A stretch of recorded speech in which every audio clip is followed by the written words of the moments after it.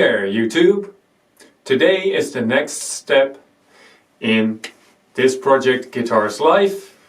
We've had a first look, we've had a playthrough, and now it's time to take it apart completely before we're going to address a couple of things on this guitar.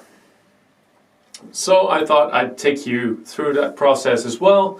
I don't know how interesting this is going to be, so if there's dull spots in there I might just fast forward to the next step, but it gives us a really good way to have a look at all the different components and see what they're actually made of before I go into, well, actually making some changes to this guitar. First off, I want to say that I've played this for, about a week and a half, just as is, after the adjustments I've made for the previous video, and I must say it plays really well, especially for how cheap it actually is. It's really the cheapest guitar you could probably get. So, kudos to Thomann and Harley Benton for making such an affordable guitar for beginners. So, here we go. First step in taking this thing apart. Well, obviously, the strings will have to come off. These are still the original strings, so probably Harley Benton strings.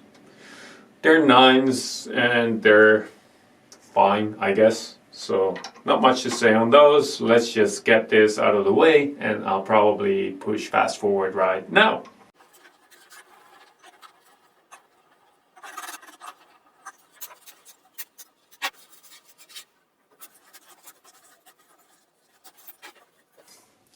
And here you are, strings are off.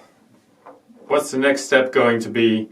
Well, probably taking away the neck, just so I can probably get the pickguard from under here a little bit easier. And then we're going to do some separate things here. Getting all the electronics out of the body is probably going to be the most interesting part of it here. So let's just get this out of the way as well.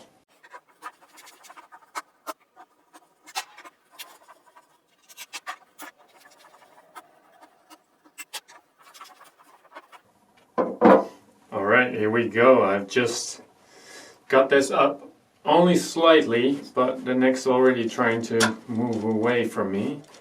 So I can see it's not completely loose. So I have to give it a couple more turns, but here we go. And now can we just push this out? No, we can't. We have to still pull it out, probably. What worries me a little bit here is that all these metallic flakes are appearing.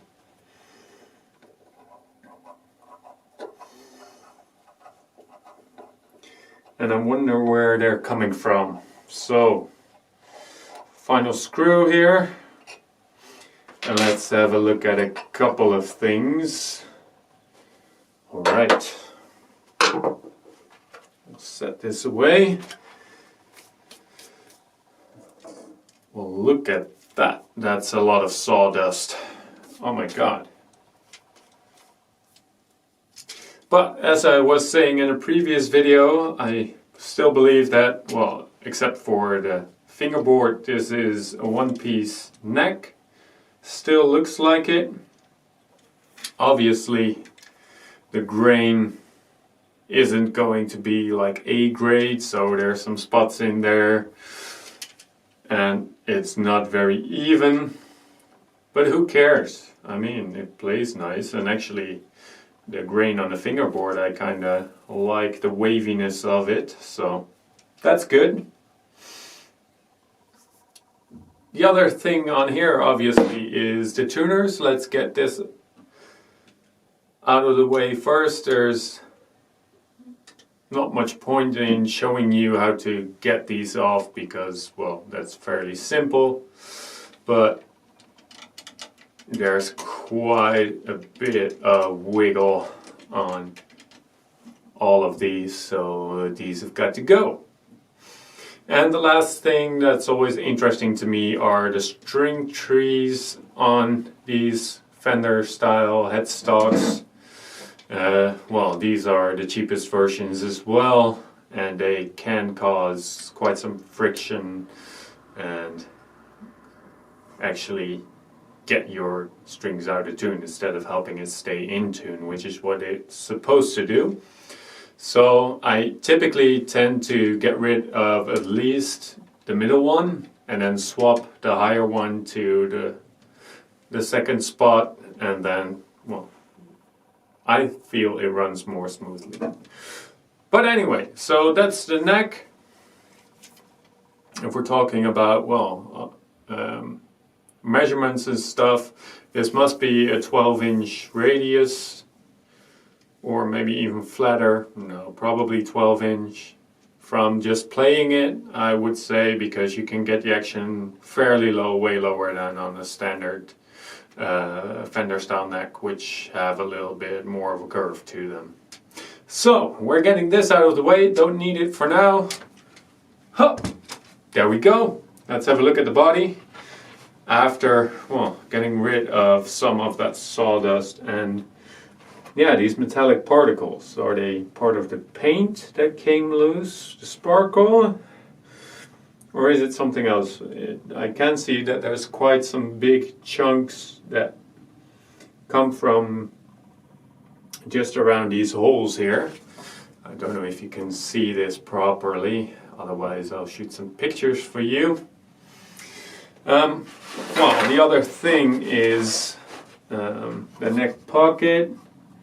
It looks quite alright. It's kind of messy in there, obviously, but now I'm really sure that the pickguard will not get stuck on the neck or behind that fretboard, and I can show you what's inside. So here we go again, a couple of screws and a fast forward.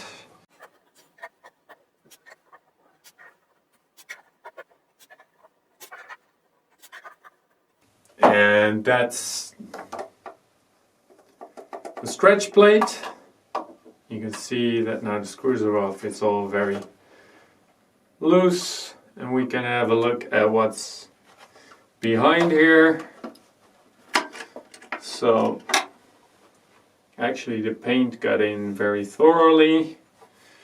It's very nice that they've already routed out a hole that's well big enough for having a humbucker in there if that's what you would like. And actually I feel they've done this pretty neatly. Have a look here.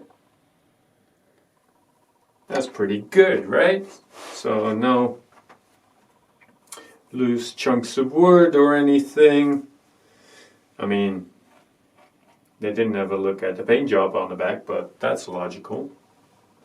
Alright, then getting this pickup out. And two, so the plastic pickguard is a 3-ply, so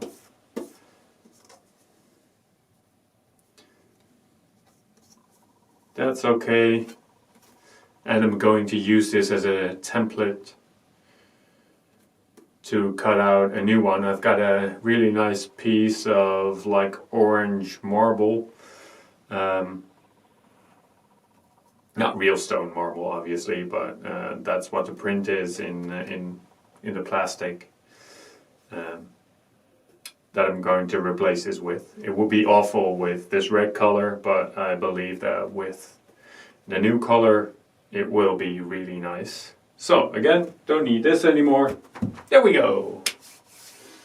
Then let's have a quick look while we can at this pickup, which definitely has a bar magnet on the back end, which is what you would expect from a cheap pickup like this. And I felt it sounded kind of brittle, so this is definitely staying out, and I'm going to replace this with some Alnico pickups from Tone Rider. Then, shall we do this one first? Yeah, let's do the bridge first. The 4-screw bridge. Not the biggest screws you would expect for holding the bridge in place, but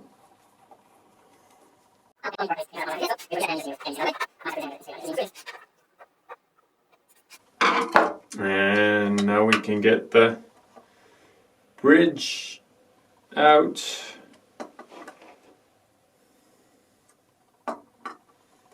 Okay, let's just get the pickup out of there as well.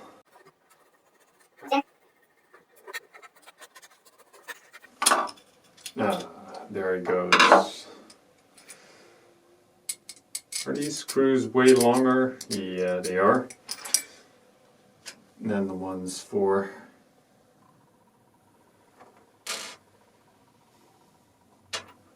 the neck pickup. Makes sense.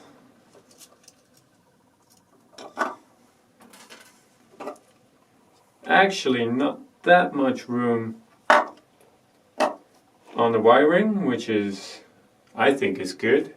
Again, the hole looks really tidy, so those CNC machines over there do their job. It's a pickup with a bar magnet. Nothing whatsoever is written on the back, so, well, we really have no clue what they put in there. So this has got to go as well. As far as the bridge goes, I'm not sure whether I will reuse this or not. I've got another one of these types that might be slightly better. We'll just have to figure that out later. Alright, almost to the end there. Ooh, these are really tiny screws holding this in place.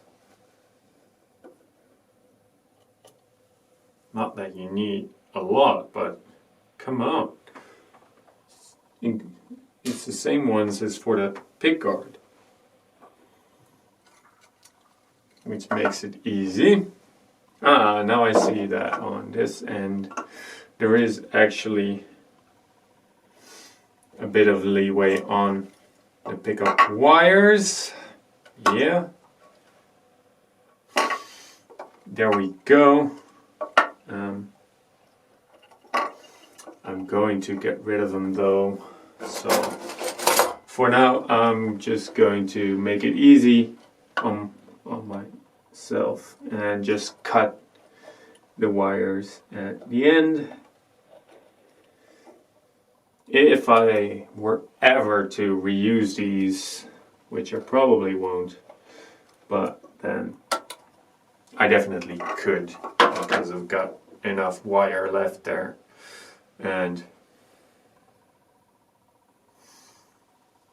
it looks solid enough, I guess, but we'll just put it to the side for now. How's this one sitting here?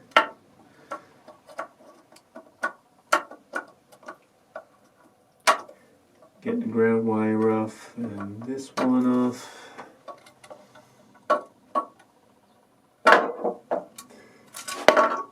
And it's stuck in there. No, it's not. For this one as well, it's a little bit less, but it's probably still good enough if I ever wanted to reuse them.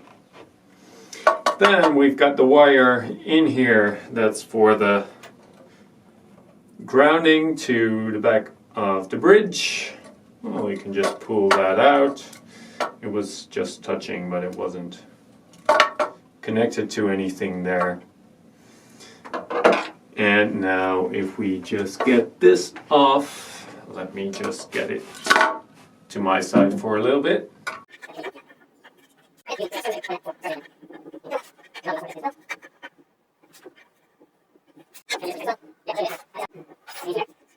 There we go.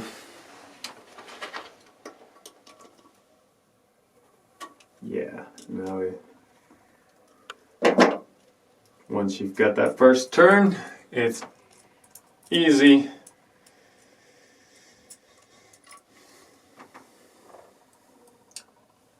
Flimsy plate.